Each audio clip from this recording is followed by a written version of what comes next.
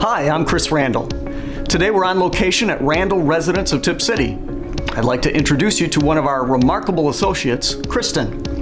Would you introduce today's topics for the video? Yes. Today we will be talking about room safety, and you will get to meet one of the Weicker finalists. So a safety concern that I see with the lamp is that it's basically in the walkway to the bathroom and to the bedroom. It also has a cord that goes behind it that is a really good tripping hazard as well. Bubbles in the rug are a really easy thing to trip over. If one of the bubbles gets to the end of the rug and you get your foot caught in there, bad news. A few other things that I don't like are the newspaper, the books that are on the floor. It's just something else to trip over. It's also not always the safest to be standing and then to reach all the way down to the floor if you're trying to pick up a book or a newspaper. Chairs that rock, they often are harder to get out of.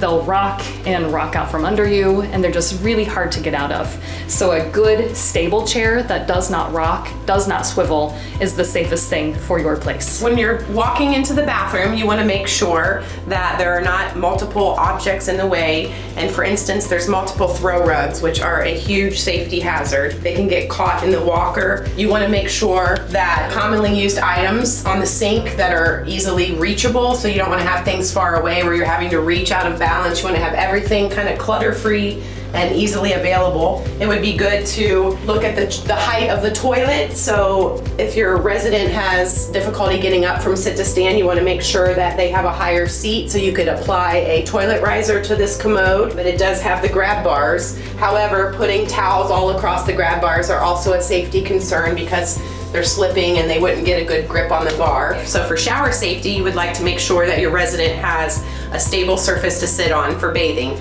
And Randall provides built-in shower seats. However, they are white against white, which sometimes makes it difficult for the resident to visually locate the seat.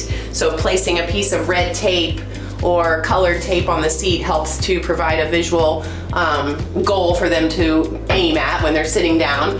You want to simplify the objects in the shower, so you could buy a combination of body and hair wash at the same time, so they're not fumbling with a bunch of different bottles, and making sure that everything, when they are sitting down, is within their reach. These are non-skid surfaces, but if you add the mat, it gives a little bit of extra safety when they're standing to get in and out of the shower. And making sure that the shower head is not up high. You want to make sure that you have it located down and it goes all the way down low so that they can reach it easily. So these are adjustable, so not keeping it up high, but keeping it down low. The bedroom is a very important place to look at safety. So when you're moving a resident in, you want to make sure that the height of the bed is appropriate. So when the resident is sitting on the edge of the bed, that their feet can be firmly planted on the ground. The bed is not too high and they're losing their balance when they're sitting on the edge of the bed.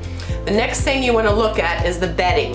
A lot of times people have fluffy comforters and blankets that hang down to the floor, and they get their feet tangled up in them when they're trying to get out of bed, and they step and they trip on their blankets. And we've had a lot of falls in my past of people that get caught up in their blankets and trip on the blankets that are on the floor. So you want to make sure that the blankets and every tripping hazard is up off the floor. I'm excited to share some of the reasons why we have so many finalists and an amazing winner of the Weicker Award this year. To get started, I want to tell you a little bit about Robert. A resident says this of Robert: he's more than just the chef.